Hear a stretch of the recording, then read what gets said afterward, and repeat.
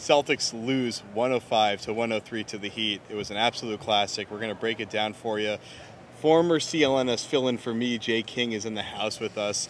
This is Garden Report on Celticsblog and CLNS Radio.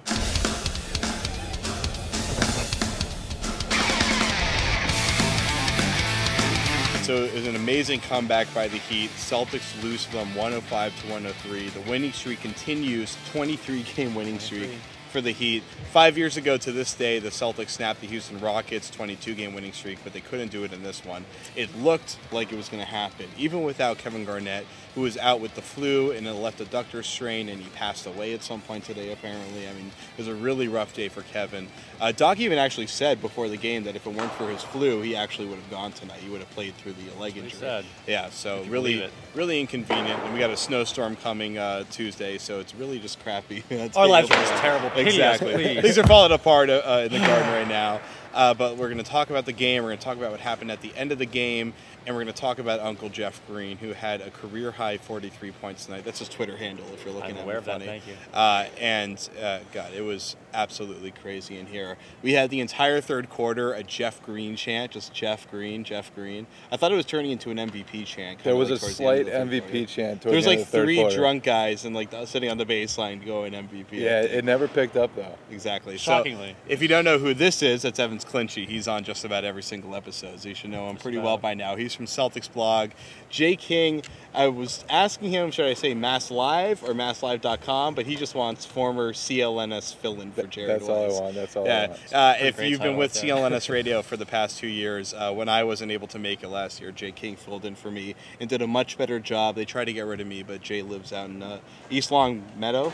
Longmeadow. Just Longmeadow. So you can only get in here for the big ones. East Longmeadow is our rival. That's kind of an insult that you really? would say that to me. Okay, well, I hope you're from East Longmeadow. There you go. This is really taking shots. All right, so let's talk about the game. Let's stop taking shots at Jay. I love this guy, for the record. Let's just make it pretty clear. He loves his former CLNS fill-in. Jeff Green, career high 43 points. Let's just start with that, Evans. This is the best game ever for Jeff, obviously. This is the best game ever for Jeff Green, yeah. And he's going to say that it's got nothing to do with Kevin Garnett not being in there, that he would be aggressive either way because that's his role, but come on. No. I mean, he knew he had to step up, whether he's going to admit it or not. It was his job to score more, rebound more, do everything more with Kevin Garnett not on the floor, and he did that. Just a really impressive game from him. And he also stepped up on defense in the fourth quarter and guarded LeBron James. Granted, LeBron scored 13 points in the fourth quarter, but still, like, he was putting forth effort. He tried to step up on defense. Nobody can stop LeBron James. Not your fault, Jeff. You did great. Great game from Jeff Green, yeah. Yeah, I think, one of the biggest things, though, Jeff Green had to ask for a sub in the fourth quarter, and I think that was LeBron's, maybe his biggest impact on the game. Obviously, what do you have, 37 points, 12 assists. Yeah. I mean, obviously, he did a lot of things right, but tiring out Jeff Green was huge for them because Jeff Green was having an absolutely fantastic game. He was Boston's biggest weapon all game. At one point, he had 43 of their 85 points. And he had to come out of the game because guarding LeBron was too tiring for him. Yeah. And so that was huge. That was from 7.5 minutes to about 4 minutes when he came back in. And that was when Miami went on a run to really take control of the game. And we've never, ever, ever seen Jeff Green tired. Because he's always backing up Paul Pierce or backing up Kevin Garnett, and he doesn't get enough minutes, so he's never tired. This was a first for us, and we saw him sit for 8 minutes in a row, and we were wondering when he's coming back in. And, finally we got our answer too late. And the big thing was it wasn't just chasing LeBron. It was the fact that almost every single play he was driving through like a triple team, flying to the rim, and usually hitting the deck on it seemed like every single play. Yeah, we got a couple shots of him going completely horizontal on some of these plays. I mean, he was flying all over the place, exerting as much energy as he could offensively.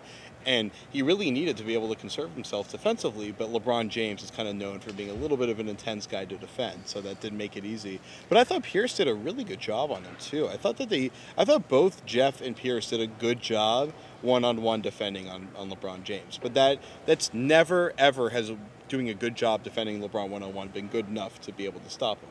Yeah, I mean, it seemed like every shot LeBron was getting, you're like, okay, you live with that shot because it's contested and it's a long two, and, like, it just goes in anyway. Yeah. Like, what do you do when that? Like, there's no way to stop him. Like, you cry.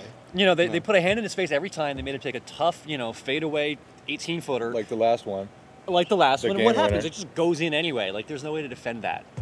It's like watching Dirk Nowitzki in the 2011 Finals. It's like, that's unguardable, that's unguardable, that's unguardable. But, you know, it was that kind of game. I think the biggest thing was, though, that, you know, as good a job as those guys did one-on-one, they still needed a lot of help. And that allowed Chalmers to get off with 21 points. He hit a bunch of three-pointers. Yeah. That allowed those other guys, the back cuts that they got toward the end of the game with Dwayne Wade getting a couple layups, dunks. Those were huge plays that happened because you need help on LeBron. Yeah. And it's not just his scoring, it's everything he does. Jeff Green, played the best game of his career, and LeBron was better tonight. And that's how good he is. And it was pretty much a normal night for LeBron. I mean, 37 is more than he normally has. Otherwise, a pretty normal game. Yeah. He was better than Jeff Green on the best night Jeff Green probably will ever play. I think it's heartbreaking for humanity that was a normal game for LeBron James, because that was pretty stellar. Yeah. Well, there's no Rondo to show up for national television, so I guess we had basic cable Jeff versus national TV Jeff tonight. But let's hear from Jeff what he had to say after the game. You have so much to say. I really wasn't paying attention to, anything. I was just in the zone. Just trying to help my team the best way I can. And, the ball kept going in, so my teammates continue to find me. What is the feeling you have personally after a game like this? You have a great game. I'm mad we lost. And that you lost. What is that kind of feeling? Sucks. Can you, take from this game any good at all personally? The fact that, you did that on the stage, you did it when the team needed you the most. Does that mean anything to you? No, we still lost. Just got to move on. All right, now let's talk about the fourth quarter. This is when everything kind of fell apart. Jordan Crawford, with 8.5 minutes left, hits a 30-footer, for God's sakes. He had a couple crazy shots tonight. Good. I remember with that one, I said, "What are you doing?" Hits a shot, and I go, "What are you doing?" when he hits the shot. What it are was you just doing? It was ridiculous. So he hits a 30-footer. They're up by 13 at that point. And then over the next 6 minutes, what happens, Evans? An 18-4 run by my calculations. Yeah, that was pretty brutal. I mean, LeBron James just went nuts. And as we were saying, was it 8 assists combined for LeBron and Wade? Yeah, 3 for LeBron, 5 for Wade in that fourth quarter. And 5 rebounds for Wade, too? Yep.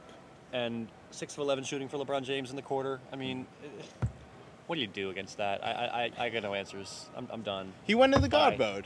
mode. He's our Lord and much. Savior. Sometimes he has to remind us in case we lose faith. It's as simple as that. There you go.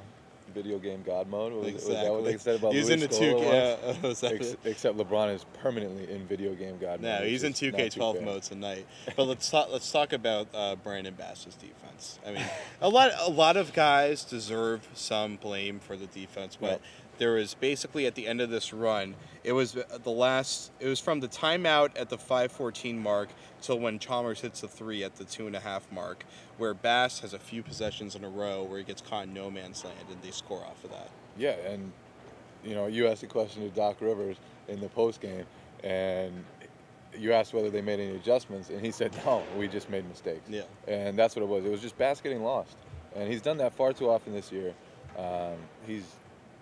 Today was just another day for him where just nothing went right for him. He missed that lefty layup that actually he made a good move, just missed it. I don't think you want a Brandon Bass lefty runner at the end, even if it's a close look. That's a pretty good shot. but Doc did say, Doc said that if you can get your big guy scoring at the rim, then that's the right play for you. Yeah, if He your was big asked, guy's what's Kevin the play Garnett. call, and he said, whoever's open, which is, in my opinion, always the correct answer. But it just didn't But he didn't did work say out. it was supposed to be Pierce as the first option, and then a dribble handoff to Terry as the other option. Yeah, and then Bass just went renegade, went to the left, and it actually was a good look. I'm probably being a little harsh on Well, it. no, it was a look at the rim for him, but he drove with his left hand. He doesn't use his left And he hand jumped off one from the foot. top of the key. Yeah, He never jumped Brandon off one Bass foot. That's the first time in his life he jumped off 1 foot. Yeah. It's true. Look at Basketball Reference.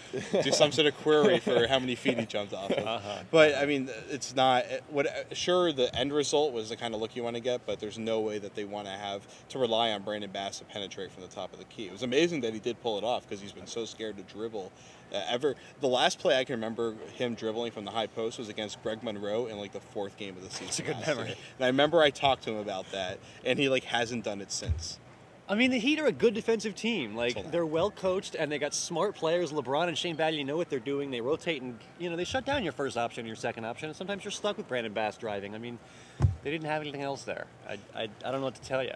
Well, okay, so after that official timeout that I mentioned before, when the Bass thing kind of collapsed, Miami's defensive execution was unbelievable. Yep. I mean, they were just flying. It was that was like we always see this. Miami in really tight games. They did it against the Thunder, I think, earlier this year. They did it against the Clippers, the Knicks. They beat Philly last week. Yeah, the last 5 minutes, all of a sudden they turn into like superhuman defense, where everybody's flying at the speed of light. They're reading passes as they're coming off the guy's fingertips. It's incredible.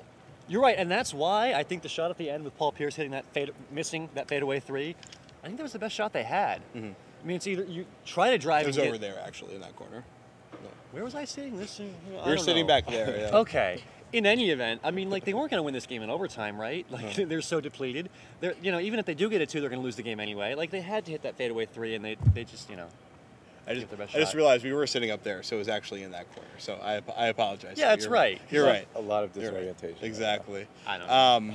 But the other thing is, while their defense was amazing, their offensive execution was unparalleled. It was San Antonio style. They were doing a lot of San Antonio style stuff where they were running some kind of low pick and rolls deep into the paint, or I guess deep into the high post, and that was forcing like Bass to have to come up and help, and then Chris Bosh would be wide open under the rim for a dunk. I mean, it was unbelievable. There was like 7 or 8 wide open layups with the guy coming off of him and allowing that wide open layup. How the hell does that happen in this big of a game? Or they collapse into the paint and Mario Chalmers is wide open. Or Ray Allen's wide open. I mean, Ray missed all 3 of his 3-point attempts, but they were open, and he could have made them. wide open. Yeah. Every 3 of his 3-pointers was wide open. If he makes 2 out of those 3, they lose this game by 8, not 2, So where's Ray Allen choking on like the list of storylines at tonight's game? Like down at like 30 or so? It's on the list. I'm not going to say where, but it's on the list. Okay, well, let's go into boxing out. There's a lot of numbers. Evans, let's work it around. What's your big number tonight? Well, we've already touched on this, I think, but 13, the number of points that LeBron James scored in the fourth quarter alone. I mean, he shot 6 of 11. He had 3 assists as well. He made his only 1 3-point attempt, and it was a big win at the end. I mean, LeBron was fantastic. 13 fourth quarter points. That's my stat. I got 7 turnovers for Paul Pierce, which is the highest of their 20 turnovers. Which really, you look at Jeff Green had 43 points. So much had to go right for the Celtics to stay in that game, to be up 13. Yeah. But they also really coughed it away, and I think that was the biggest theme in their locker room was, we lost this game, but we should have won. And even without KG, even with Rondo out, he's been out for a month and a half. Yeah. They thought they should have won this game. And really, without turnovers, without 9 missed free throws, they were 15 for 24 from the line. They probably do win that game. Even with LeBron playing as well as he did, even with Wade playing as well as he did, even with Chalmers going nuts, 21 points out of Chalmers, they still win that game if they take care of the ball and if they make their free throws. Yeah, I'm happy you brought up the turnovers because that's a huge, huge factor against this team. This is a matchup where you absolutely can't give the ball away because it's a dunk. Every time it's a dunk. They didn't have many fast break points out. The turnovers were actually mostly half-court turnovers where they didn't really get off going the other way. Or they were transition turnovers like the one where Jason Terry got absolutely murdered. But, let's not talk about that dunk. Do we Hashtag have to talk about RIP Jason Terry. We miss you, buddy. Ooh, actually, on the wiki page, it said that Jason Terry was circumcised. Can we say circumcised on this show? Yeah, Is that okay? We just said it. I said it too. Oh, we both said it. Okay. Well, yeah, he was circumcised. I'm Jewish, so I think I'm allowed to say circumcised, right? Yeah, but that play, there were so many guys open on the other end of the court. All he had to do was outlet pass. Yeah, I had to get away from the circumcision stuff. So I couldn't listen to them. Okay, well, let's just quickly, before I'll do my thing is Jeff Green's stat line. Somebody has to do Jeff Green's stat line. 14 for 21 from the field, 5 for 7 from deep, 10 for 13 from the line, 7 rebounds, 2 steals, 4 blocks, 43 points. Only 2 turnovers. The guy had probably used 40 possessions. He only has 2 turnovers. That's incredible. Not even Rajon Rondo can do that. Probably because Rajon Rondo actually turns the ball over a lot. So that's not even a good comparison. All right, well, let's just quickly talk about the last play because I don't think we really got a ton on the last play. Paul Pierce gets the ball with 7 seconds left, takes a turnaround 3. They have 7 seconds left, takes a turnaround 3. They have 7 seconds left, takes a turnaround 3. I mean, what happened there, Evans? First of all, the Heat's defense has been so good, you're probably not going to get a better shot than that. Mm-hmm. Second of all, what if he misses and you need time to get an offensive rebound and a putback? 7 seconds is plenty of time for that. I'm really not that upset about the last shot. I think that's probably what I would have done too, but debatable. Let's talk about the play before it too, where Sure. Jeff Green had the ISO on Shane Battier. Yep. And really had a step on him, but Battier is such a great block. Shane Battier is a great, great player. Green kind of abused him the whole game. And then Shane Battier swipes it away on that play. And then Stuffs it on that play, actually. And then on the last inbounds pass, throws it off Paul Pierce's back so that the time ran out. Yeah, I mean, Shane Battier. It's genius. All right, well, let's hear from Doc what he had to say about that play. Yeah, it was Paul came off. It was for It was for Paul first. I thought Brandon made a terrific read. I mean, I want my guys to be aggressive. You know, he grabbed it. He could have gone to a dribble handoff. But honestly, I don't know if you can get much better shot than your big at the rim, you know, at the basket. You know, I'll take all those shots. I think Courtney had one right at the rim too. So we missed some layups down the stretch, but I was still more. I was happy with our offense overall. The turnovers killed us. You know, I think they had 24 points. That's almost a quarter of their points. I just didn't like the defensive mistakes that could have been prevented that we made, and I'm hoping that's a great lesson for a lot of our guys. All right, this is the last segment. You usually know it as Baller of the Night, but tonight it's officially renamed Jeff of the Night. Evans, who is your Jeff of the Night? My Jeff of the Night? I'm going to go with Jeff Goldblum because I really liked him in Jurassic Park. I thought he was just a compelling performer, and I my hat's off to Jeff Goldblum. Second place would be Jeff Green, though, because he scored 43 points at basketball, and that's pretty good. So, yeah, Jeff Green. Hey, what's your Jeff of the Night? My Jeff of the Night goes to LeBron James. LeBron James. Your pronunciation of the word Jeff. Jeff Green's best game ever, and LeBron outdid him. 13 points in the fourth quarter to Jeff Green's 5. Forced Jeff Green to the sideline because he was too tired trying to guard him. Hit the game-winning shot in Jeff Green's face. I mean, that happened. You know, Jeff Green had 43 points. He was fantastic. LeBron was one Jeff better. Yeah. I mean, I still want to give Baller of the Night to Jeff because of the way that he stepped up with KG out when everybody in the Garden was kind of a little freaked out when they realized that this was the big game. KG wasn't going to be there. I think they were pretty well prepared for it, of course. But the way that Jeff stepped up, kind of in a way that we haven't seen him quite step up to this degree, and I don't mean like a 43-point degree, but just being the GOAT, the star of the game for the Celtics in a game where they needed him to be the star of the game. It wasn't like he had a really good game next to Pierce. He was the lead for this team, carried the offense for the first 3 quarters. But of course, LeBron kind of rope-a-doped a little bit there. He conserved himself a little bit and then just went absolutely batshit crazy. I'm cursing on this one. He went nuts in the fourth quarter. I do not condone this behavior.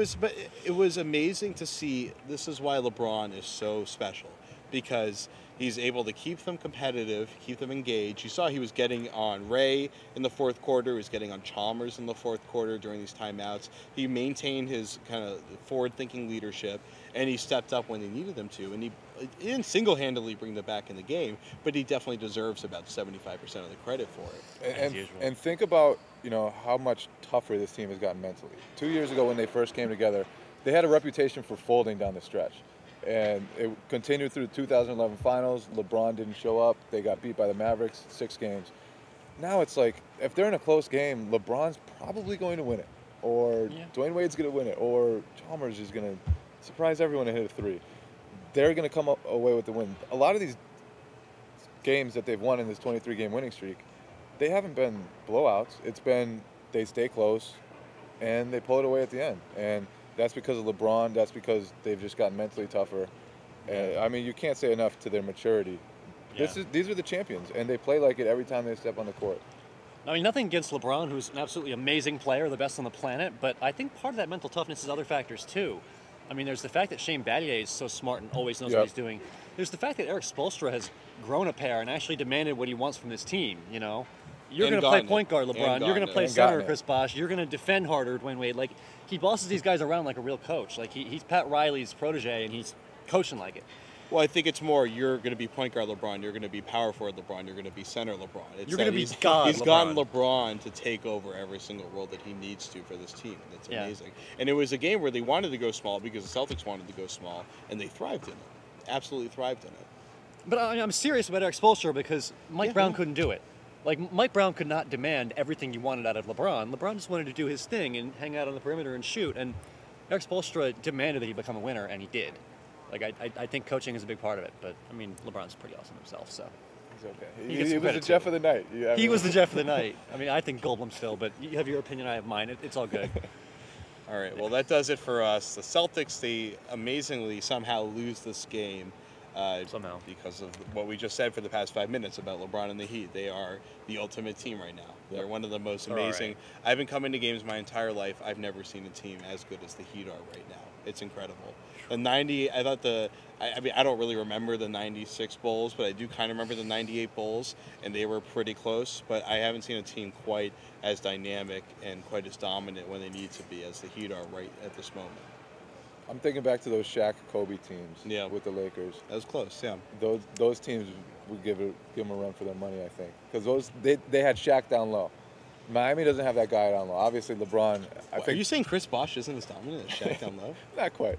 I think Doc Rivers said a great quote before the game though.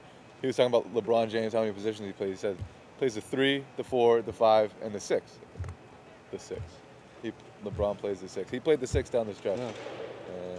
To win Jeff in the he night. plays a 1, 2, 3, 4, 5 every single game. Doesn't make a difference. Pretty much. Exactly. When they beat the Celtics in 2011, he was guarding Rondo and then Jermaine O'Neal in the next possession. That's right. I mean, who else can do that? Who else in the universe can do that?